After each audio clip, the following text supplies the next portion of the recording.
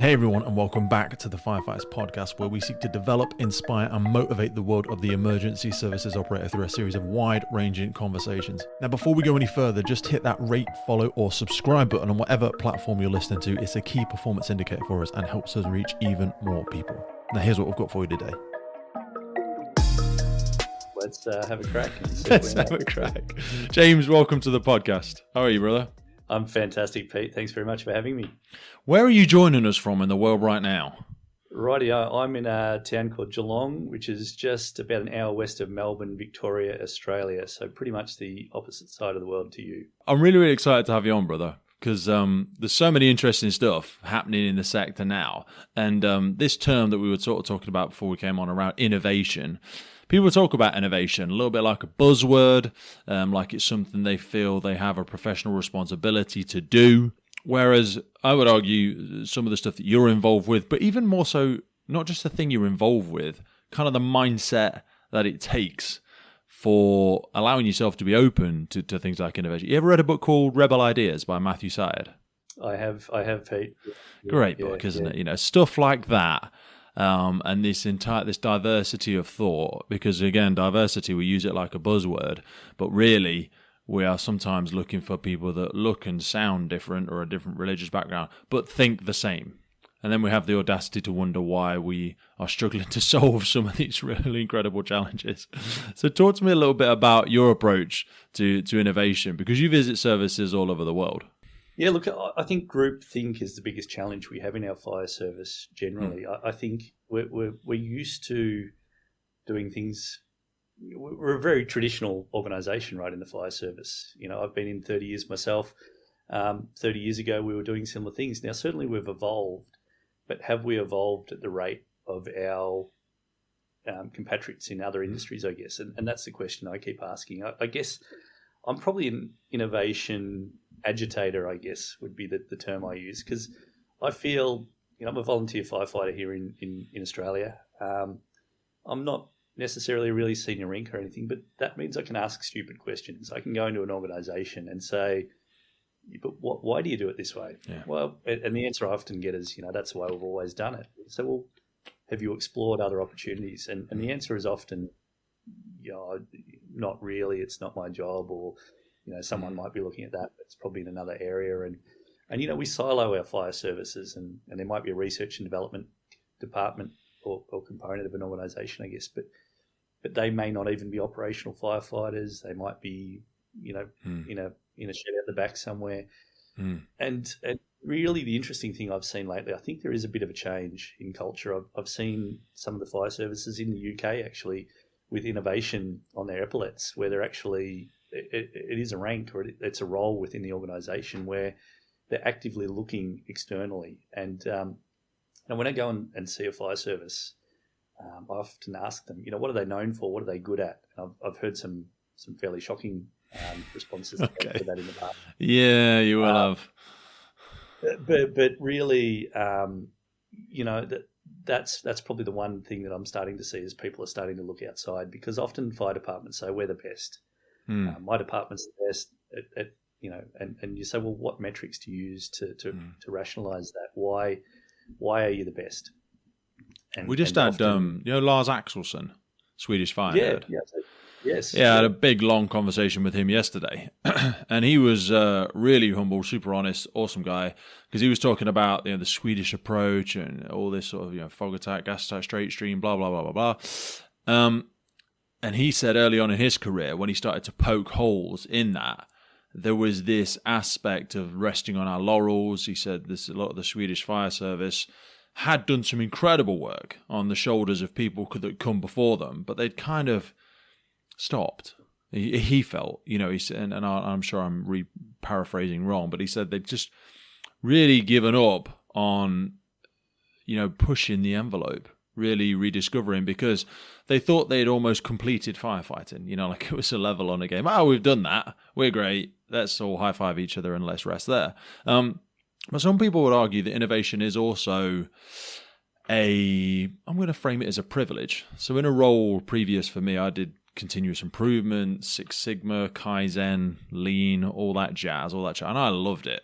But that was for a very, very, very large international company, and we made loads of products. So we would get dropped into different factories and help with behavioral change, efficiencies, waste reduction. Not because I'm not an engineer, but I was stupid enough, curious enough, and could navigate rooms and conversations to help teams arrive at solutions through a series of exercises and, enabling creative thought, because that can get pushed into a very small box, like you were saying, and if I'm hearing you correctly, as people progress through their careers, there's like a bleed over of, I'm married to the organization. I'm honest. I'm committed. I'm a company man, company woman. I support the values, and within that, if you were to say and admit that you're not as good as you think you are, sometimes that can sound like you're throwing salt at your team, throwing salt at the organization. But in not doing so, you're suffocating yourself from innovation, from progress, from evolution, really. Yeah, 100%. I think people think innovation is technology. Innovation is definitely not technology. It's a thought process. It's to strive for continuous improvement, as you said. The challenge is that we in any organisation can get comfortable. We don't know what we don't know. We need to surround ourselves with people that are smarter than us, or people that at least challenge our suppositions. And we learn in our industry traditionally from our mistakes. We learn from failure, which is not too dissimilar to most industries.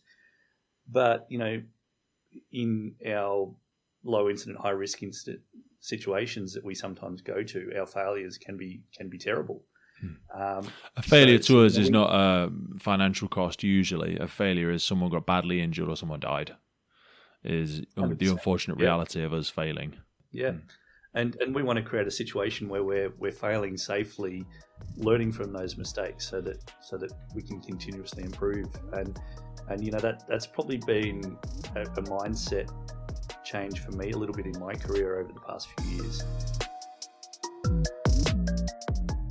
This episode of the podcast is brought to you by Gore-Tex Professional Fabrics. Now, we all know the working environment of a firefighter is filled with challenges. We face serious risks on the job, such as heat exhaustion, burns, physical and mental stress, and we frequently come into contact with high levels of toxic chemicals. Now, I have been wearing Gore-Tex for nearly 2 decades on the front line, working in hostile environments, tackling challenging incidents from firefighting to water incidents and in urban search and rescue environments. Gore-Tex have a well-earned reputation for protecting professionals in the fire and emergency services through their family of highly innovative, waterproof, breathable moisture barriers that exceeds global performance standards and are trusted worldwide. Gore-Tex, going further together.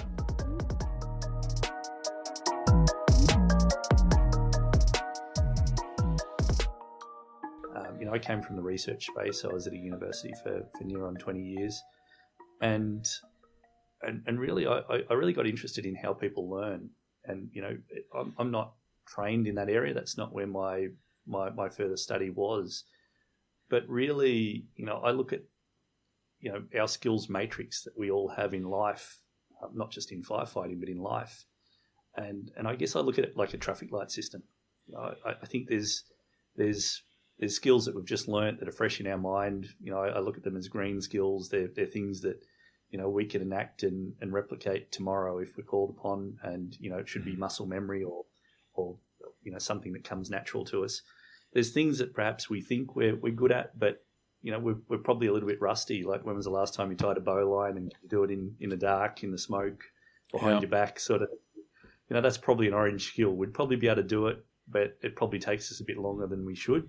Mm-hmm. And then there's red skills, things that we either haven't ever learnt, or we learnt them so long ago that they're no longer relevant to us. And to me, skills fade in our services is huge. And we've surveyed organisations around the world, fire organisations, around access to live fire, and there's phenomenal expertise around the world in compartment-based fire training or fire dynamics or whatever. Mm-hmm. But unless we're practicing those skills regularly, we're going to fade. Very perishable skills, very much so. Yeah. I love that aspect, and that might even be the title for the podcast. I don't know, but how to fail safely. That's a really, really interesting concept, because it's so imperative that we do allow in that learning journey the ability for setbacks. But when you get to these very, very high risk scenarios, the margin for error is less forgivable. I think when we train rope access or working at height or whatever it might be, we always say, we can't switch gravity off. So if you get it wrong up there, we can't switch it off. It's the same with swift water and stuff like that. It's like, we can't turn the river off. So if you don't swim aggressively to that eddy, you will go downstream and you might drown. Yeah, we've mitigated the risk as much as possible. We've got a few extra instructors knocking about. We've got a boat down there, but it's not going to get to you very fast, really. And there's still a big margin for error here. So we need to create safe ways for simulation. And again, part of the conversation with Lars yesterday was people trying to find more convenient approaches. Like we spoke about gas rigs and synthetic smoke and things like that. He hates them. He's dead against them. And I would agree to a large extent, because you're trying to bastardize your way into something, but the visual and physical feedback isn't the same at all. I mean, not even at all. Synthetic smoke and propane gas or whatever doesn't act the same. The smoke will sit on the floor, and you don't really get any. Propane burners are very clean. That's why we use it. So you don't get any residual smoke from that. So these aspects don't allow for the feedback, and you end up with training scars, even though you think you've created roughly the same thing. Whereas, and we're not going to give up the ghost, some of the stuff we're coming on to talk about today and some of the different learning styles that people are becoming more receptive to, whilst people argue, well, it's not as good as the real thing, or it's not X, Y, Z, or ABC, it's like, yeah, but it's significantly closer than the other physical simulation you've tried to come up with, gas rigs being an example, because you just can't, you're actually trying to manipulate physics, and it's actually very hard to do without actually burning the thing. Do you know what I mean? So when we speak about these different approaches and learning from other organizations, I think now more so than ever is so important, because when you look at examples like Google Maps or Waze, or we had Apollo Gerolibos. Do you know who that is? He's the head of the data science, data analytics team at London Fire Brigade, and he's got a team of 15 people.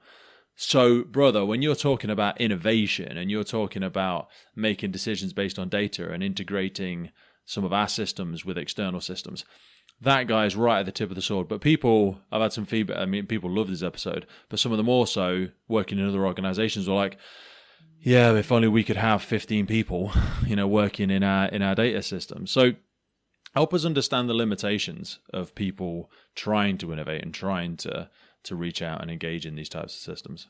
Yeah, well, I guess I would argue in my experience that London Fire Brigade having 15 people in their data area is phenomenal. But I would almost guarantee that those people would be very happy to share data from their organisation. They do, and that's why you came on.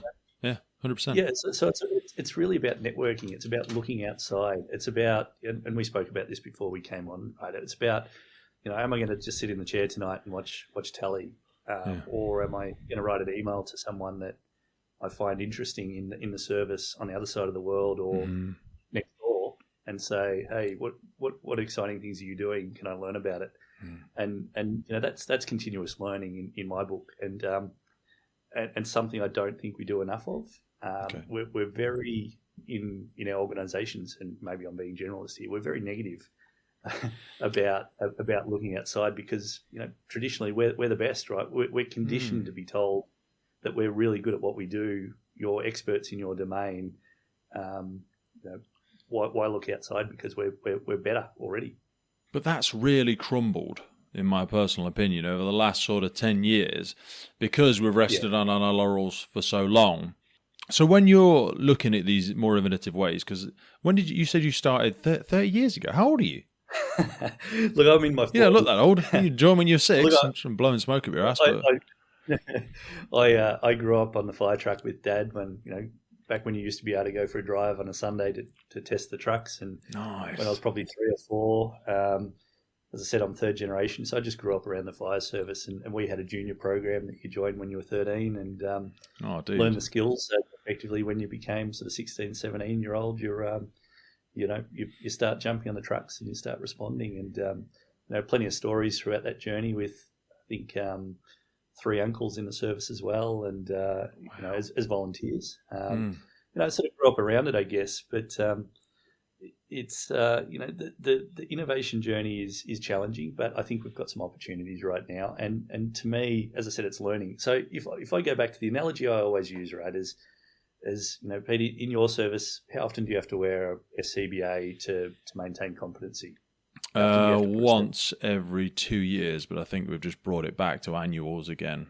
And I'll get told I'm wrong about that, but I think they're once a year. Let's say that. I won't hold you to it, but my service is 6 months, and I know some services are once a month, some are 3 months, some are 12 months, and I ask the question. I go into an organisation, and this is the analogy I use. So, where did we come up with 6 months from?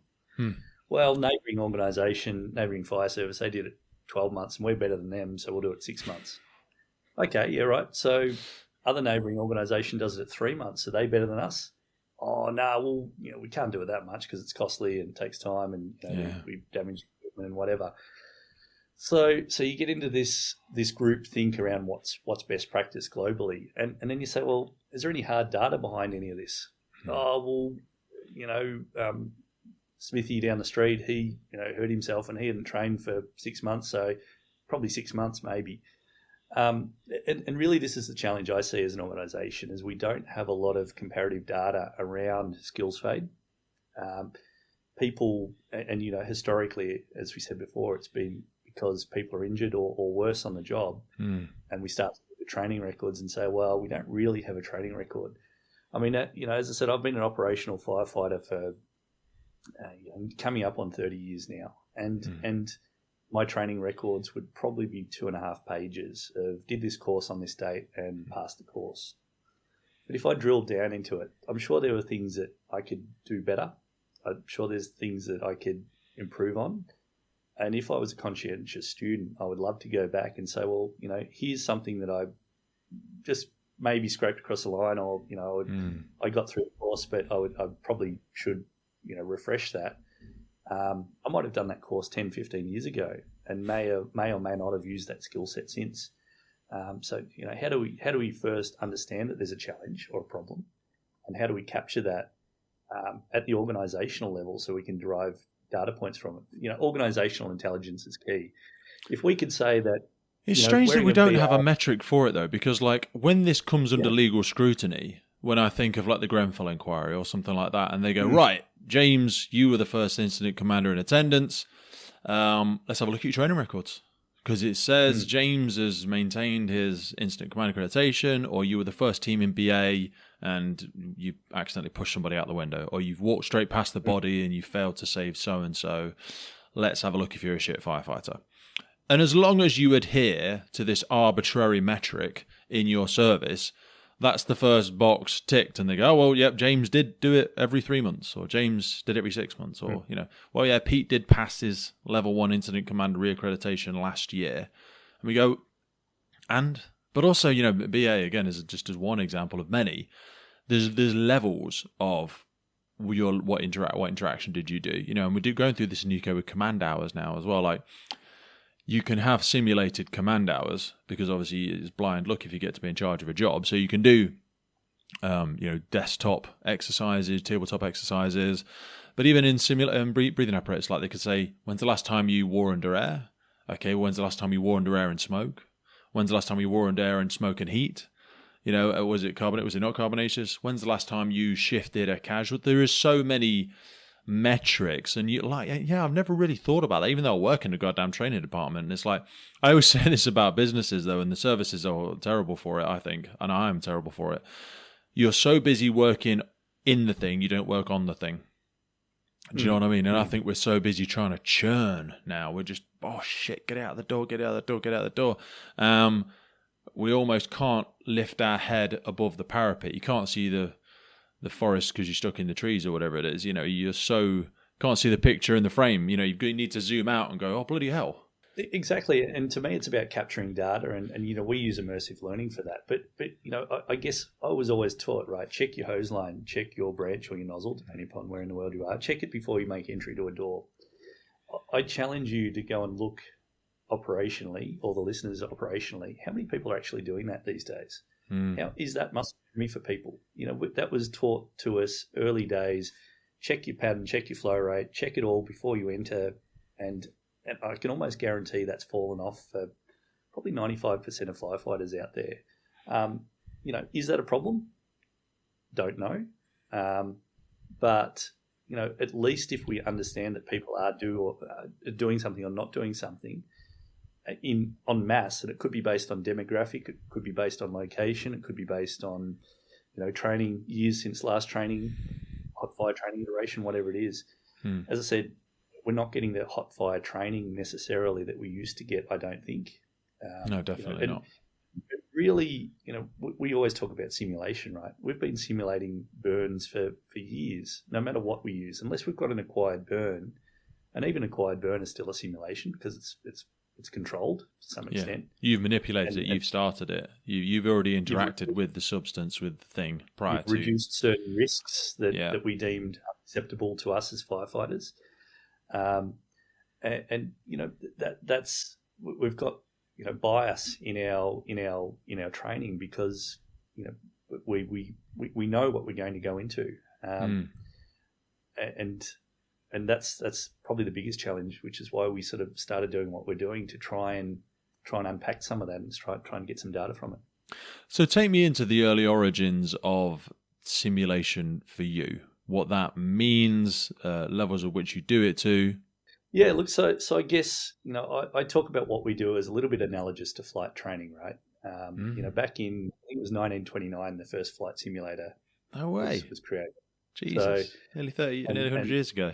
Yeah, nearly 100 years. And wow. Then you look through the 60s and 70s and people sort of said, it'll never replace flight hours. And now effectively you can get fully accredited in an aircraft type in a simulator now, right? So that's where the technology's evolved. Have you been in one? Yeah. Bloody awesome, aren't they? Some of the race simulators are absolutely incredible as well. Like the oh man, and the feedback from the vehicles and the tires and the different. Oh man. Anyway, incredible. So I've been involved at another university spin out here. I worked on it for about 10 or 12 years. Was a product called Universal Motion Simulation, and that's basically a big 6-axis robot arm that you strap yourself onto the end, and you can pull upwards of 6G and fly fully inverted and do amazing things. Now, you can't do that in any aircraft, right? You can't. I mean, stunt aircraft, yes, but what you can do in that is far more realistic than anything you would do in traditional simulators, right? But that's about just thinking outside the box about what we can do in these kind of environments. As I said, we've been simulating fire for a long time. We've been simulating whether it's container-based, whether it's gas-fired props, as you mentioned before, whether it's going and lighting, something on fire and putting it out. It's a controlled simulation. So I guess, my history was I did a PhD in medical simulation, so teaching people what's called haptics, which is touch and feel of virtual environments. So we were doing things like epidurals, lumbar puncture, scalpel cuts of tissue, needle insertion, things like that. So we could train medical professionals effectively how to do something repeatably and feel what you're going to get out of it. As in feel the way it penetrates the thing, as an example for injection. Layers, the going through the skin and the soft tissue and into the spinal, all those sorts of things. We can touch and feel and create that force feedback, and train people to repeatedly do something using tactile sensation, I guess. And then, like most PhDs, I sort of during that time I ended up. I'm a robotics guy. I've always been hands-on, very pulled a lot of stuff apart, put it back together when I was a kid. So I started building a lot of robots, and we got into the police and military. So we started building robots for counter ID, bomb disposal, hostage negotiation, tactical units and things like that. And we developed a robot that we could control about a mile away, and we could brush sand off a landmine by feel. It gave us depth perception, stereo depth perception through cameras.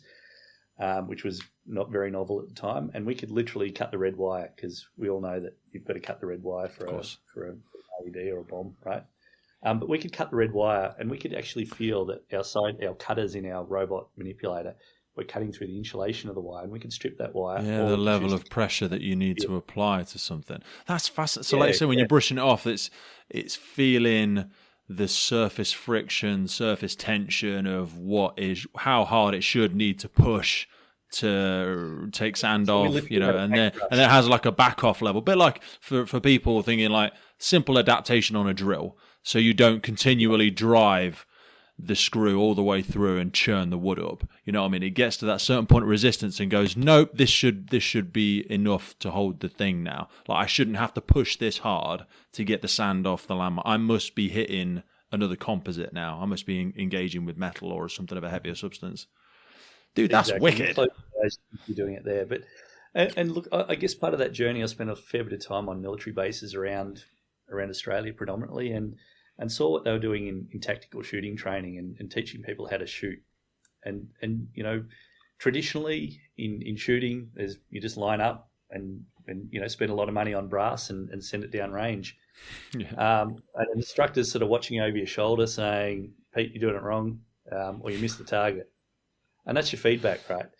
But in that situation, they were moving, ADF and other militaries around the world, we're starting to get into the digital space, right? So you've got a replica firearm in your hands.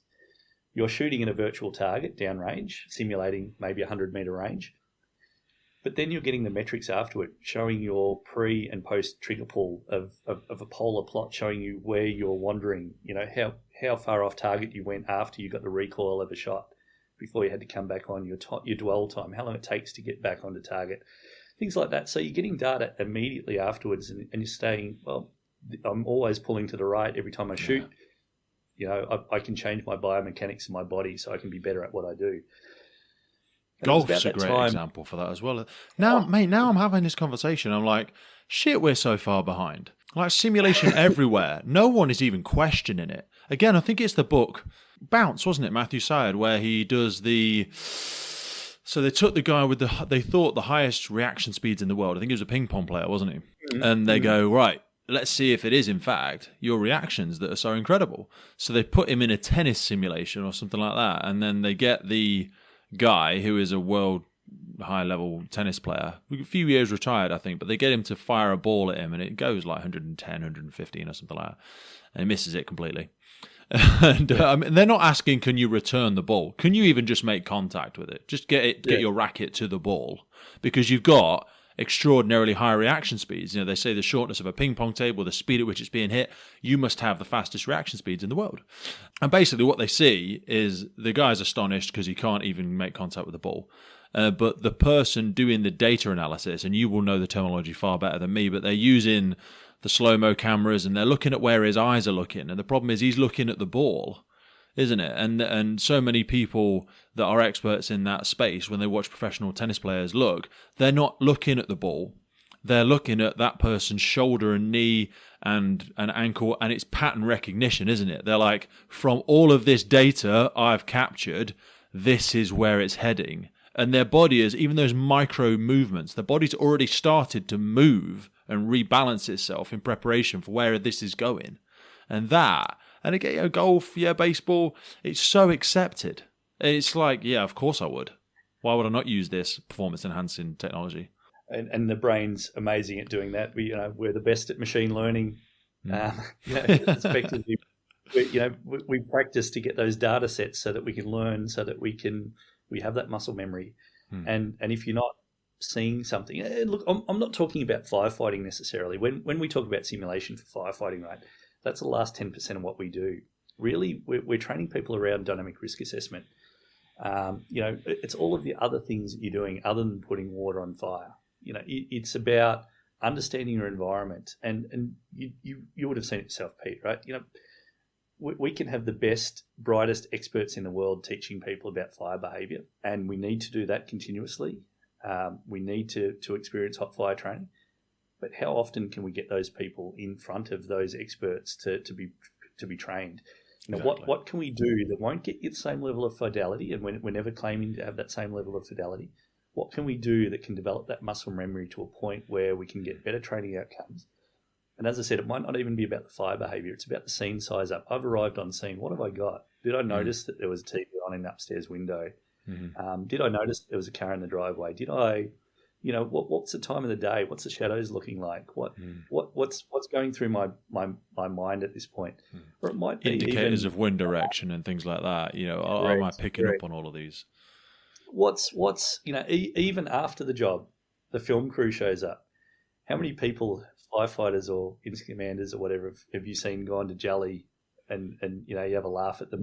Public speaking. We don't seem to train them until they get to a higher senior level.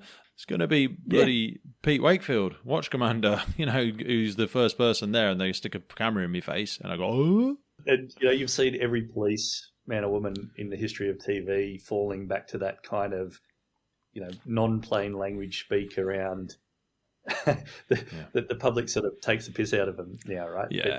But that's fundamentally what we're trying to achieve is to develop some muscle memory and get people uncomfortable. If we're not uncomfortable in our learning, if we're not asking tough questions, we're not pushing and extending ourselves. Not in that growth space, are we? I always say, and I say this with a lot of the stuff we do with the businesses and stuff like that, don't let great be the enemy of perfect. Yeah? Or even sometimes don't let good be the enemy of great. Just because it's not exactly as you envisioned it. But because if you're always chasing, they always say procrastination by perfection. It's like you'll never fucking get it done. And I think of that with but I attended a training once in Sweden with whoever, the god of fire behavior, and it was loads better than this. Okay, 100%. I bet it was. We will agree with you. Yeah, we will agree with you. So we can't all go there. So rather than going fuck it and saying no, we're not going to do any training at all, we're going to keep saving up for that time in 6 years' time when we can all go to Sweden. It's never going to happen. It's never going to happen. Look, what I would say to those sort of people too is really we want to capture those people's knowledge. That we've got. Not only do we have skills fade as individuals, we're losing people. Right? We're losing expertise, hemorrhaging experience. Yeah, everyone's retiring. And that experience, we're never going to get it back. No. So if we can capture some of that experience in training lessons, training plans that go alongside, a platform, be it a platform like FLAIM or others, how do we capture that experience? Because we always talk about, we sit around the table, the watch table as firefighters, right? We have that conversation. What was the biggest job you went to? What was the curliest one? And the fire, it obviously gets bigger and bigger and bigger each time you tell the story. Of course. But imagine if we could capture that in physics-based reality and sort of say, well, this is what I saw when I got on scene. The smoke was doing this. The color of the smoke was doing this. This was the time of the day. And then you say, well, okay, but what would you do, Pete? What would you make the same mistake I made back then? Because I made a mistake and, luckily no one was hurt. I didn't hurt myself, but, we got away with it. But it was a bit hairy there for a minute. And look, I use another example I use is we've worked with some navies around the world, and everyone on a ship's a firefighter, right? You're out in the middle of the sea. Everyone's trained in the fundamentals of firefighting, and that might mean that you've been to a hot fire ground and you've done 15 minutes worth of holding a hose and pointing in the direction of the fire. 10 years ago, yeah. Yep. A lot of navies have to do that every 1 year or 2 years or 3 years, but it's 10 or 15 minutes, right? And we went up to some workups on ship, and I was standing with a training instructor, and the training instructor had a crew come in, and he had a slack hose line, and he sort of crouches on the deck, and there was a flashing light in a clothes dryer in a laundry on this ship, and no disrespect to the training instructor because he'd never seen a fire himself, right? He'd heard it in the past, but he said, look, what's going to happen? And the young, trainee came in and was squatting in such a way that if he cracked open the hose line, he would have been on his back like a turtle pretty quick. Just the biomechanics of the body, he hadn't obviously held a charged hose for some time. But the instructor said to him, and I remember this very clearly, he said, this is going to take thousands of litres of water. It's going to flash to steam as soon as you put the water into this because there's that much heat and intensity in this clothes dryer fire that, visibility is going to go to zero. You're going to have to be down low and nice and low and so forth. And I'm thinking to myself, your fuel source is a pile of clothes, Very 20 odd minimal. kilos of clothes dryer, you're probably going to knock 90% out of it with a bucket of water. But it was 1,000 litres, right? And it sort of made me reflect, because I'm sure it was probably 100 litres when his instructor told him that same story, or her instructor, and then you just go back and you think, well, the fish gets bigger and bigger and bigger each time you tell the story, much like around the watchroom table. Mm-hmm. How do you get a situation where you've got some level of physics-based reality so people know how to expect what they're meant to expect? And that's fundamentally where we sort of came up with this idea from, is that you've got to get some level of realism, but any level of realism is going to make huge improvements over our current training doctrine. And I think as well, as much as you gave the example there of the spoken word example, like with body-worn camera, with CCTV everywhere now, you can literally, I imagine with all this, you can completely remodel that incident and say, right, we've pulled all of this together. We've only got 3 angles, but based on, everything that visual data and echoes and sound presents to us, we've restructured this. So we can take you back through that exact incident, and it will look exactly like it looks on that camera. Do you know what I mean? Yeah. Because rather than someone going, oh, what would you have done in this situation? Well, you know what, James? Let's run it. Yeah. Chuck this on, brother. Yeah. So you've just arrived at the incident, you've gone there, and then you just get so immersed in it, and you make the same mistakes. We're all fallible. I think that the movie Sully, the Sullenberger crash into. Oh, mate, I'm glad you went there. It was on my list. So give people that, because some people won't have seen it, and we'll tell people to go and see it. But give them a full comprehension of what was going on there. Look, it's based on time domain, right? Time and space. You've got a certain time to make a decision, and the armchair experts will always analyse a video to the nth degree and tell you what you did wrong, of course. But with the time and space you have available to yourself, it's split-second decision-making and dynamic risk assessment, right? Am I going to attempt a snatch rescue? Am I going to go in that doorway, or am I defensive? What's my rationale for making that decision? And the Sullenberger, that was a split-second decision that he had to make. That is he going to try and divert and get to an aircraft to an alternative landing spot or not? And ultimately, the simulators initially showed that he'd probably make it, but ultimately, with the time and space and looking at the data that they had, he wouldn't have, and he saved a lot of lives as a result. Yeah. I find that aspect of it really fascinating because, if people haven't seen the film, it's obviously about when he landed the plane in the Hudson. It's, I can't forget the guy's name now. Who was the actor that played him? Tom Hanks. Tom Hanks, of course, yeah. Yeah, so Tom Hanks plays the pilot, and shortly after takeoff, one of the engine gets a bird strike, doesn't it? And both engines get a bird strike. Yeah, Canadian geese or something like that, isn't it? And they very quickly lose control. He has to make these snap-second decisions. Can't reach this landing strip, can't reach that airport, can't turn back. And the speed at which that mental processing goes through. And even when they had loads of people go and simulate it. And it's obviously a genuine case. This was based on a true story. And those simulations were so incredibly realistic. And even though people knew what was coming up, they couldn't seem to manipulate their way round it. And that's where these sort of lived experiences and then pile that on top of this immersive training is really powerful. I think if you listen to the audio from the incident on the river, he was extremely calm, and that comes from experience, right? He has experienced engine failure many times in the simulator. Yeah, that's it.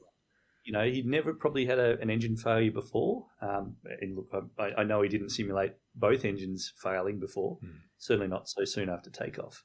But there's countless examples in the aviation industry. The Glimley glider, I think, was another amazing one where they ran out of fuel, and there's a whole series of events as to why they ran out of fuel. But he had to land on a drag strip, and it was because he'd had experience in the simulator, but also he was a glider pilot. So he I think it was a 777 or a 707 or something, but he glided and landed this aircraft on a drag strip that used to be an old Air Force base. But have you seen Ready Player One as well? I have. Yeah. What's your thoughts on that? Look, I'm once again, I'm probably a bit of a nerd, and I guess that's how our company started, is because we sort of came up with a proof of concept, and we took it over to the Consumer Electronics Show in 2017. Our headset supplier at the time took us over there, and we showed it to people, and we got some celebrities that saw it, and we sort of went viral in the firefighting nerd community, and I'm allowed to say that, I think, because I am one. 100%. I'm right there. So we hit about we hit about 1.6 million YouTube hits in a week, and that was the impetus for the university of which I was part of at the time, to sort of say, well, maybe there's something in this technology that might make a difference in learning.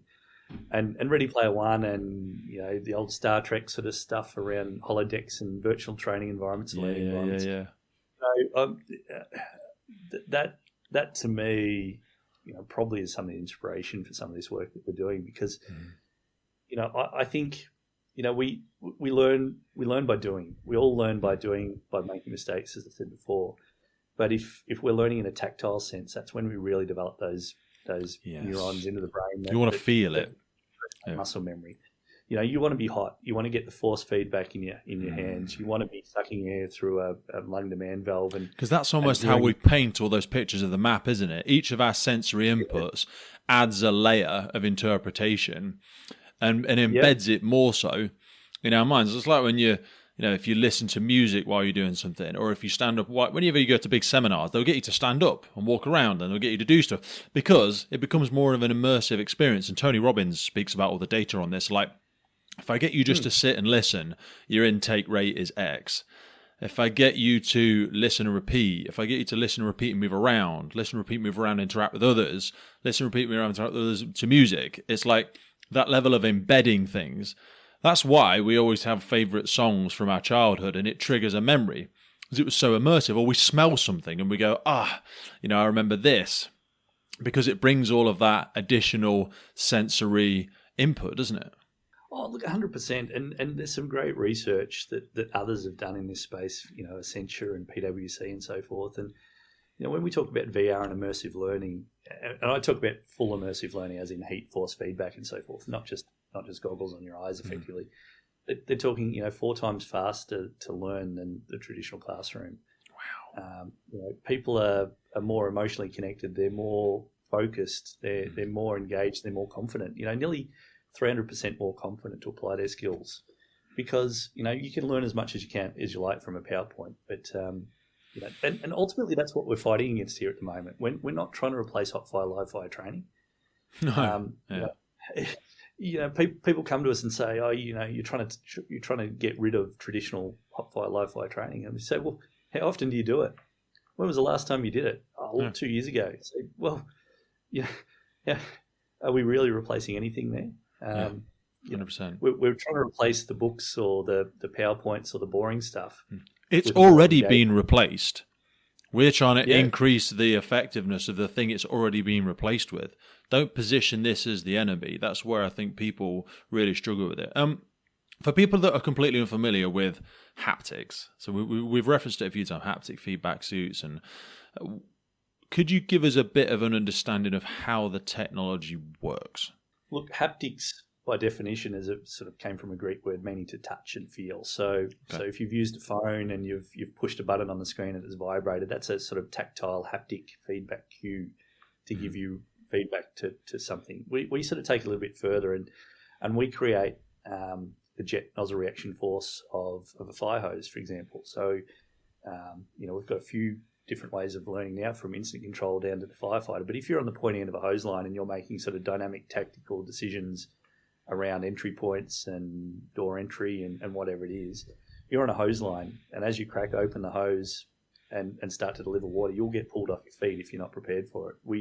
And that act of creating that force onto the body in a similar way to a real fire hose is imprinting into your brain that when I open this fire hose to deliver water stream through this doorway, I did gas cooling or whatever it is that I did, I get the same impulse and the same force feedback into my body as I would in the real world. And the learning that's associated with what I was doing when I applied that force really helps, helps in understanding what we do. So we talk about kinesthetics. we talk about proprioception, all those sort of big words, but it basically just means that I'm learning because I'm doing stuff that I want to try and remember and develop that muscle memory into the future. What about the simulations of things like heat and things like that? And yeah, often gets grouped into haptics, but it's really, to me, that's just aiding in the immersion. So we've got, a vest or a tabard that you wear underneath your PPE, and as you work up to a fire, you'll feel heat in your chest. If you turn around, you'll feel it on your back. If you get down low, it'll cool off a bit, because it's based on, the realism of the fire dynamics and the modelling that we've done of heat transfer rates through the medium, which is most of the time air, and also simulating the PPE itself, obviously. Now, we certainly, there's probably not a battery big enough that we could cart around with ourselves to generate the heat required to give you one-to-one heat feel. Yeah. But it's amazing how much the brain tricks you. We don't actually have to get much hotter than 40-odd degrees Celsius for people to think that they're really, really hot. Mm-hmm. In fact, we can turn the heat off sometimes and people go, gee, I can feel that heat. It's really amazing how much the brain plays a trick on you, even if we just heat the body up by a couple of degrees to thinking that they're in a compartment. And you know yourself, right? You could walk through and apologies for the Americans, I'm using Celsius, but you can walk through a compartment of 800 degrees, 1,000 degrees for a few seconds, and you're fine. Yeah, you'll feel a little bit hotter after time, but it's about time and space, and how long should I be in there, and what does that mean to me? We can. So we talk about heat. We capture air usage as well. So you wear a lung demand valve.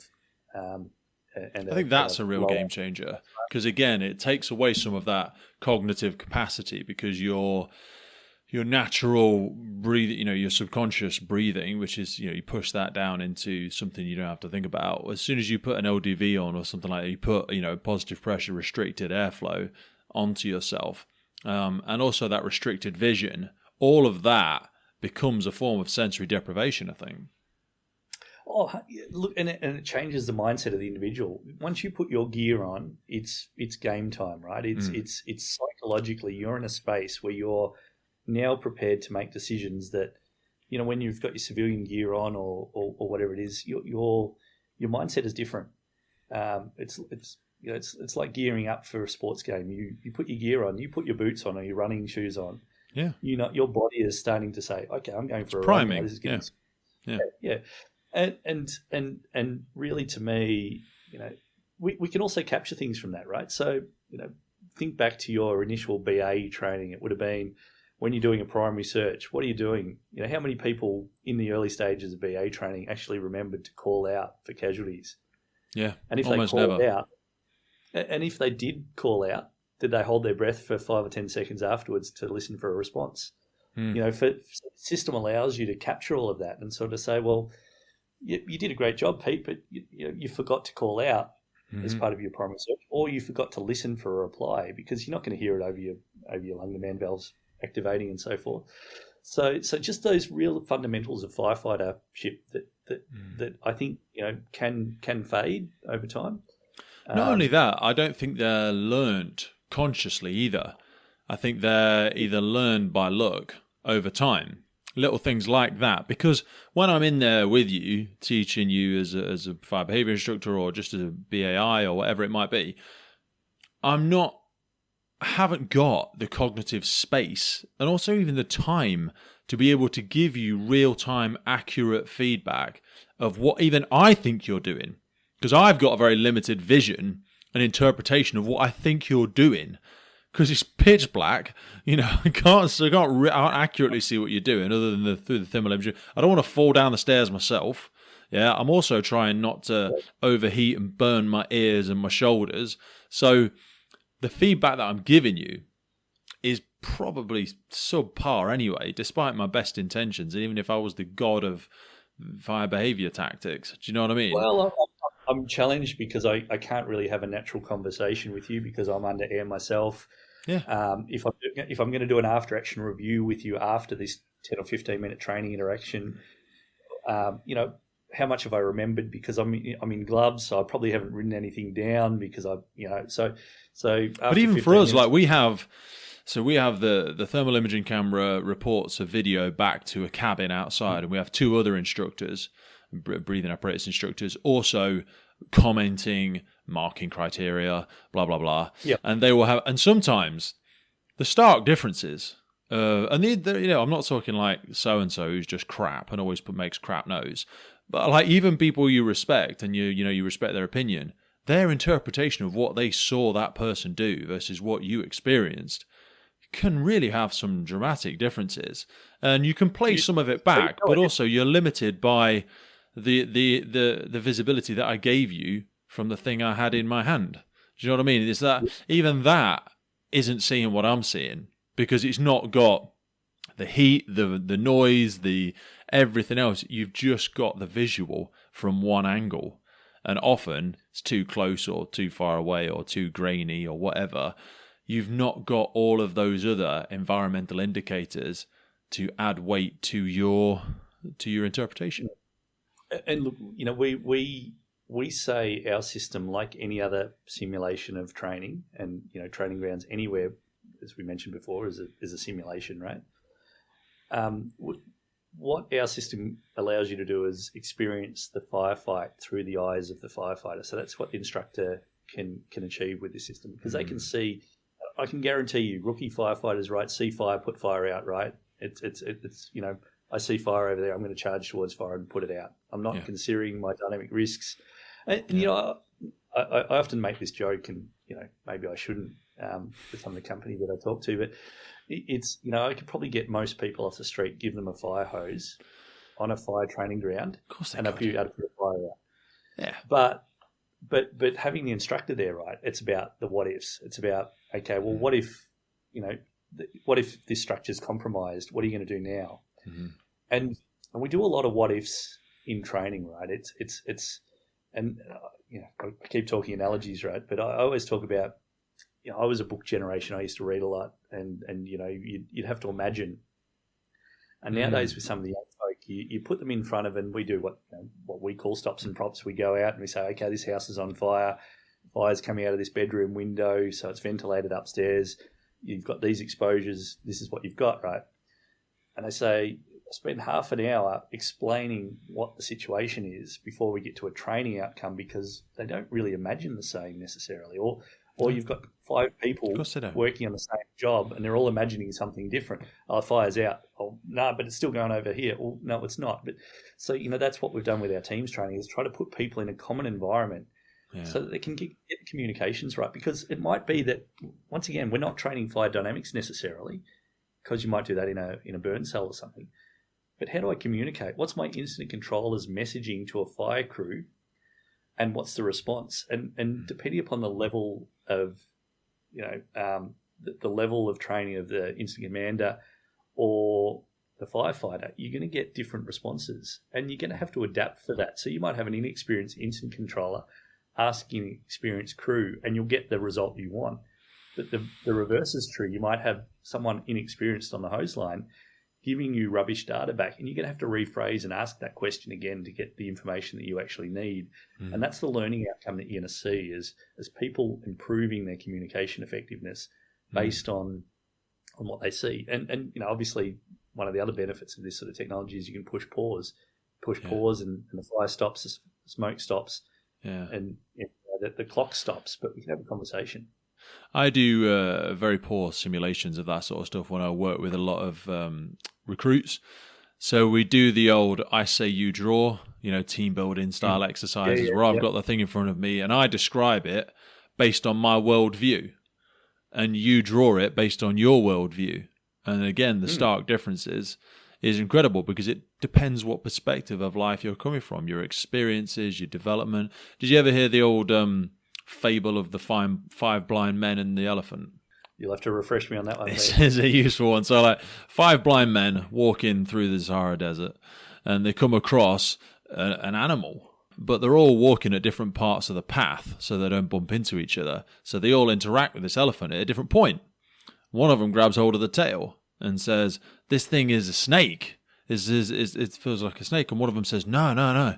I've got like a flying animal because it's grabbed hold of the ears. And he's go, "This is it's a bit like a bat or something like that. I'm not sure." And someone's grabbing hold of the tusk, and it says, "No, I think this is like a rhino." Do you know what I mean? And that everyone is interpreting this thing from a different angle because they don't have the situational awareness, they don't have the shared experience, because again, they're dealing with something in isolation. So when you talk about delivering a PowerPoint on some of these subjects, you are giving someone a narrow window and hoping they see the big picture. Look, as I said before, time and space is critical too. So quite often we see in incident control training, right, you'll get a bird's eye view or something, or you get a view that we operationally you might not have, right? So that might be good for understanding how I lay out my operations, perhaps. But on the real job, unless we've got an RPAS or something, you're probably not going to have that view. Certainly not in the first 5 or 10 or 15 minutes or half an hour. So what communication skills can I use? Can I send a crew around the back to get me some situational awareness? How am I going to sectorize my crews? And I'm sure I use different terminology over here in Australia to you over in your part of the world, Pete. But we've all got the same challenges around the world in that we've got limited operational intelligence of what the fireground is doing. I once had someone very respected in the fire industry say to me, I can tell you at any one point in time exactly what the fire is going to do because I'm an expert in fire behaviour. And that's it. That would be my response. 100%, yes. We model about 400 data points of what the fire is going to do, and we're a mile away from real world. Yeah. That's not really what we're trying to achieve. We're trying to give you indicators of what the fire might do and understand where your priority is. Is my priority, the room of origin, or maybe we've injected the sound of a kid crying out down the hallway? What's your decision point at that point? I know what mine is, but is yours the same, Pete? Am I even listening for that? What is my response as an individual to those kind of sliding door moments? Do I do A or do I do B? And it's really interesting to see different levels of experience approach that differently. And it's not always necessarily what you expect too, because as I said, some people that are fresh out of the academy could be better at some of the skills that we've had skills fade apply to us over the time. Yeah, so 100%. I think we can learn a lot in both directions for what we're doing, which is why we get a lot out of it when we've got a cohort of people sitting around watching people in our simulations, because we push pause and say, well, Pete, you've asked for this resource, or this is your radio message. What's everyone else going to do? And everyone gets a learning outcome out of it, because you'll all sit back and probably take the PI 55 out of each other a little bit, but ultimately I hope you can learn a little bit. So give us some other examples of places that you've been with this, because I'm looking at the website now, and brother, the number of fire and rescue services, workplace safeties, military, Air Force, airport firefighting, fire and EMS, UK NHS, the applications for this are, there's a French Navy one, I see you've worked with them. This is some really, really fascinating applications for some of this. What was the work you did with the US Air Force? Yeah, look, US Air Force is probably one of our biggest customers, actually. Really? And really, it was FDIC over in the US. We ran into a guy that just happened to be, the head of, the US Fire Service, effectively for their Air Force, and Air Force is a little bit like Navy in that they train for the high risk, very low incident events like we all do, right? But they might never see a fire in their career. That's it. And how do you maintain the interest when you're not getting out of bed each day and practicing your skills necessarily? But so that was about. I mean, I might be, I've managed to get to some amazing Air Force bases around the world. I was at Altus Air Force Base, which is sort of in the middle of nowhere, just north of Dallas, in Oklahoma, I think. This is a training command where you've got 17-year-olds flying massive aircraft that doing an amazing job, and then you've got a fire service there to support them, and so that's a heavy lift training base. but then they might get a fast mover in. They might get a F-35 or an F-18 or something else in, and they've got to understand how to approach that aircraft. So it's not about the firefight, because as I said before, anyone can hold a fire hose and lay down foam on a fuselage. It's about, okay, I've got an F-18. It's been down. It's a hard landing. The gear's up. It's on the runway. You've got a running fuel fire. There's fuel on the wing. There's whatever. There's either ordnance on the wing or there's not. What do you do, Pete? What is it? And it could be a domestic. Could be a domestic fire service that sees this, right? This could be it could be any kind of aircraft that's landed on a civilian road. I mean, it doesn't happen very often, but it might happen in your career. But we're not equipped with that. I've never been to a military training.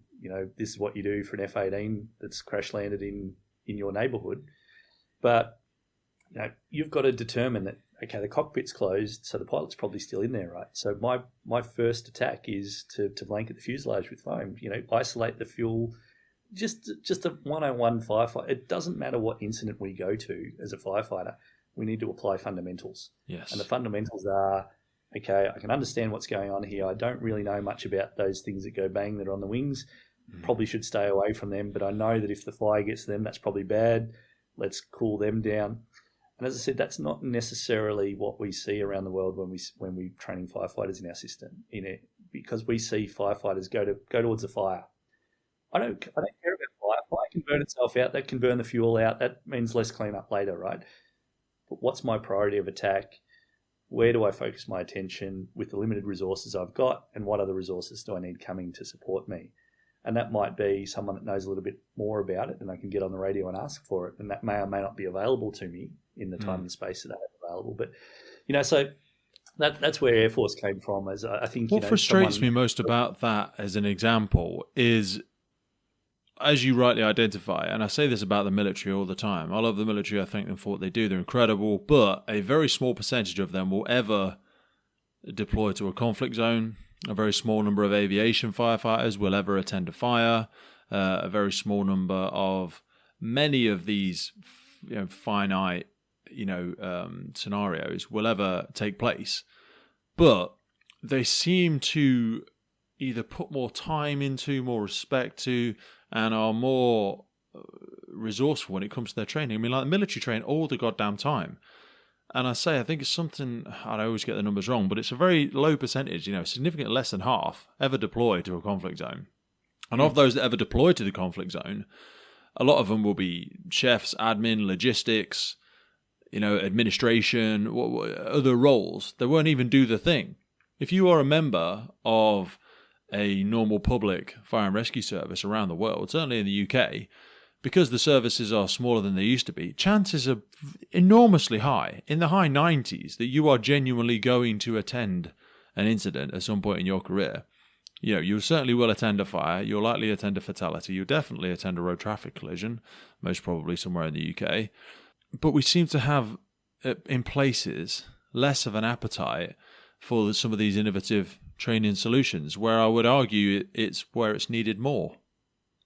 Look, you run through, some of the companies that we work in. We're in 43 or 4 countries, I think we are now, across all 7 continents. So we went into Antarctica, which I thought was pretty cool, literally. Oh, mate. Yeah. But you're right. The fire rescue services are underrepresented in our customer base. Why? Massively, because we're very, I came back to before, right? We're very traditional in our thinking.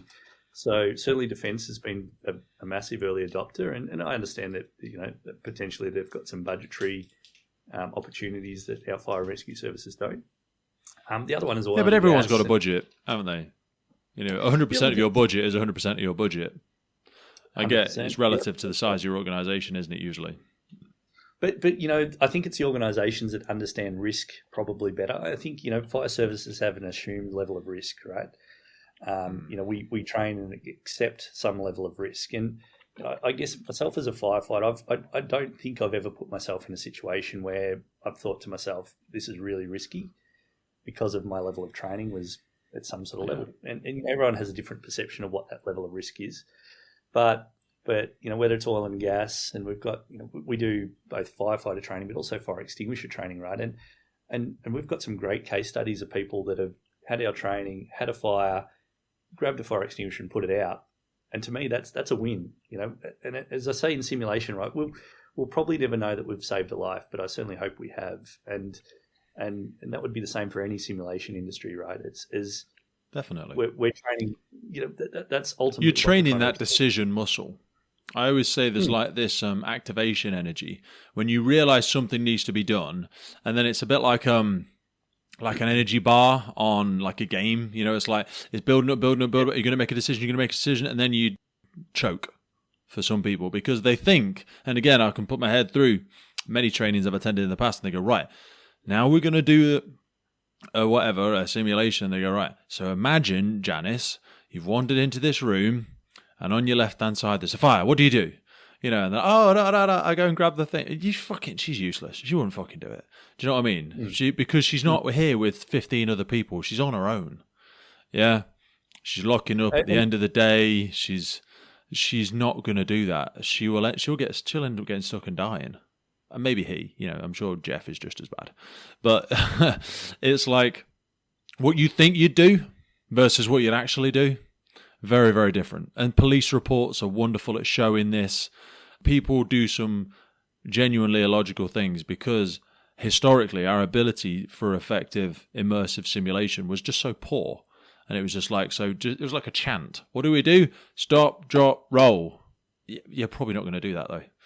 And look, we see a lot of people that don't want to jump in a system in front of peers because we're scared about making a mistake, right?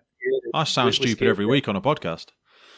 Tell me about it. Look, I think we have to admit, and we have to learn from our mistakes. But we see a lot of people that will not go in platform in front of their peers because I don't want to be because I'm the expert, right? I'm the expert. I can't be shown to make a mistake. Especially in this profession, probably more than anywhere else, because have we ever gone to a job I'm a where firefighter. Said, that was absolutely perfect. I would not change a single thing. I don't think there's been a job in the history of the fire service ever, other than a bin fire maybe, where we've said I wouldn't change a thing. Any kind of complex job, there's room for improvement, and that's what we're trying to do is continuous improvement. And I think with this as well, though, because breathing apparatus is one of the unique aspects for me, where once you go through that door, I don't really know how good you are or not. I can't see it. Once you've disappeared through there, you're very much a law into your own. Your decision-making ability, your stress, your anxiety, your hurriedness, your decision-making logic is completely unknown to me. I can't really pull that apart. So then when you do shine a light on something like this where you can pause, but we've been doing this in incident command training for ages. I say for ages, for a good couple of years.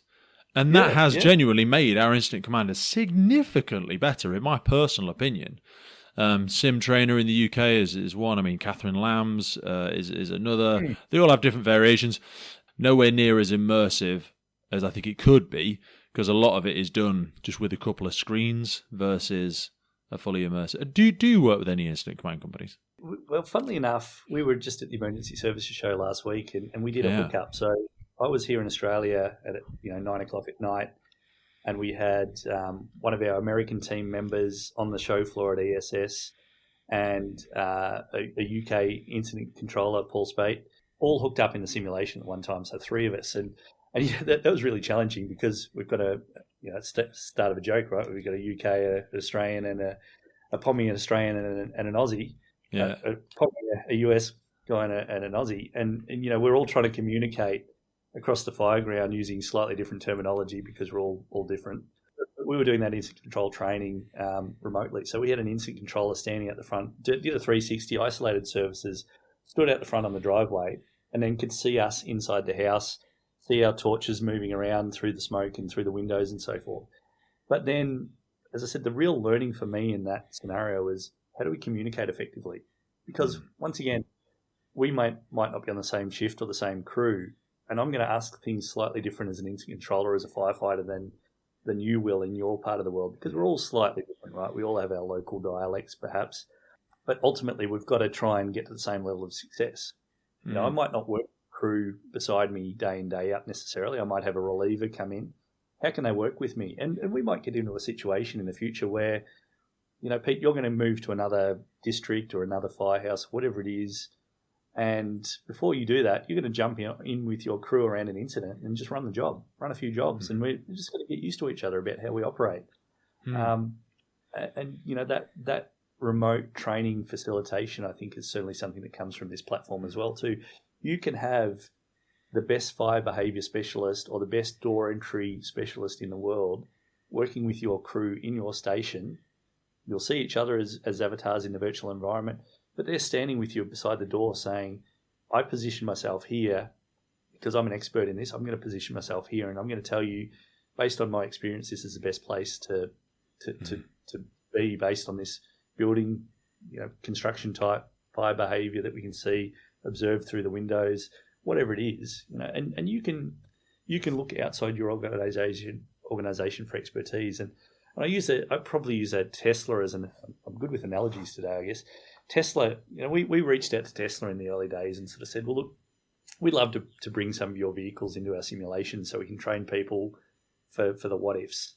And they said to us, no, look, never happen. Our cars don't catch on fire. You'll never be a problem. So we prefer not to associate our brand with your product. And a year or so ago, they did a 180, and they came back to us, and they've got some amazing learning guides now. And they came to us and said, we want you to show what happens if a Tesla's involved in an accident. You know, someone else's fault, obviously. But, you know, what is your response? And at least we can stand around a virtual Tesla that's on fire or not and say, well, what's the isolation procedure? How do I approach this vehicle? What's my concern? What's the what are the indicators of off-gassing if a battery's going to thermal runaway? We can at least have that conversation, and we can have it in a safe environment, and you know, we don't have to have a vehicle at our fire station. We can have that conversation, you know, across all shifts. I think that's a really powerful aspect, and I didn't even think to go there with that because when these all sorts of lithium-ion batteries go into thermal runaway or start dumping this toxic gas, understanding people's real-life decision-making elements there, I think would be super, super vital. Really, really vital. Something I'd love to see a bit more work gone into. You mentioned Paul Spate there. Who are the sort of people championing this in the UK? Because I know Paul quite well. He's recently retired, I think, a couple of years ago, maybe last year, I can't remember. What's going on in the virtual reality space or simulation space in the UK? Because I know historically a lot of the stuff that Paul Spate did was around road traffic collision simulation, I think. Yeah. Look, I think, to be honest, it's been fairly new for us into the UK to really reach out. But so Ted O'Brien works with us now in the UK. So Ted joined us, I'm going to say a year ago now. And you know, he is extremely passionate about creating the opportunity for people to think differently in the fire service from a training perspective. You know, he worked for the Fire Service College for many, many years, and you know, I think it's great that, you know, probably our biggest supporter in the early days is you know, a guy called Jeff Godfredson here in Victoria, who was the chief here in Melbourne. He's in his 70s now. He joined us about 5 years ago at the early stages because, you know, he hadn't been on the end of a fire hose for a long time, but it brought back his muscle memory, and you know, he is connected internationally. We've done a lot of work in the US, probably less so in the UK, but there's a number of fire services that are really starting to think outside the box from their traditional training, and we hope to see more broader adoption over the next few months.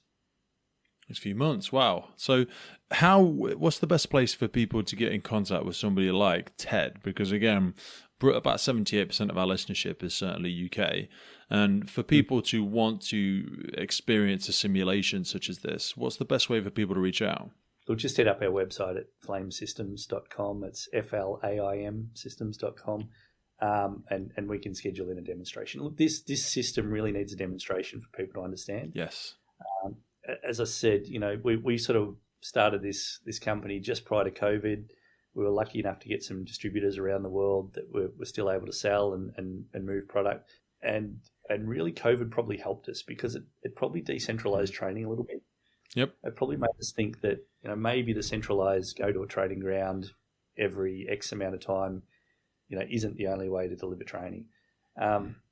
So, we talk about a system that shows up in two boxes, right? Two little Pelican cases, set up in 10 minutes, do some training, do a 15-minute interaction with your crew. It's not about, gone are the days of doing 2-day courses, I think. I think, the next generation wants micro-learning now, wants short, sharp learning, keep people focused, keep people engaged, put it aside, go and, I might be operational. I've got to go to a job. Okay, let's come back, do another 15 minutes. That's the kind of training that's going to make a difference for our skills fade moving forward. Yeah. But bite-sized training, always. Bite-sized regular touch points, regular Yep. Interaction with this sort of stuff. And look, and then look at the data, see if it's making a difference. Understand what mistakes people are making regularly. And we're not talking about massive mistakes. We're saying, well, look, did you do a proper 360 of this property if you're an instant controller? Did you notice this exposure? Did you make the right radio call at this point? And they're easy things to fix. And we just push reset and go again. Mate, I absolutely love it. So we will include for people to go and have a look. There is obviously the software releases is already happened. There's examples that people can go and have a look at. So there's the fire and rescue trainers on there. There's the workplace safety extinguisher trainer stuff on there. I've seen many iterations of this software myself, and it's something I'm really trying to lean more into. Certainly living in a training school now, and having done a lot of the courses and the tickets over the last 24 months, and also interacting with a lot of these specialists across the world, I think simulation is, well, and again, I even nearly did it myself, tripping into that thing, saying simulation has a place. Simulation also, everything is simulation. This is training.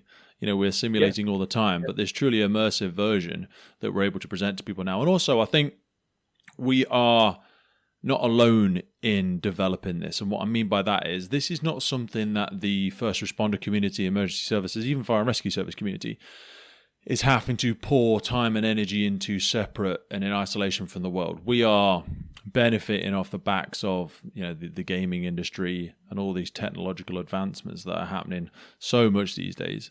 We're finding ourselves really engaged with the organisations that we work with. We're not selling a product; we're working collaboratively because this is going to be changing the industry. And as I said before, I think everyone that is an adopter of a technology solution or an innovative way of doing something is really willing to share their experiences to help others take the journey that they've been on, I think.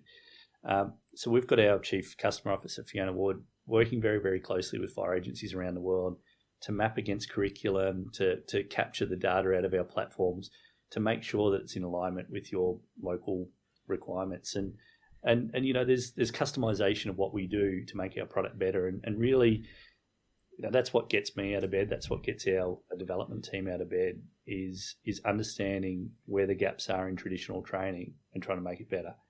And ultimately, that's what it's all about. It's trying to make our life easier from a training perspective so that we get more reps and sets in. And as I said, we make mistakes safely. That's the perfect aspect there, brother. Making mistakes safely and the reps and sets. The ability for people to cruise, to self-deploy in a sustainable and effective way without having to ask permissions and travel tens of miles to a fire behaviour place and carry out all these risk assessments. It's not talking about replacing that.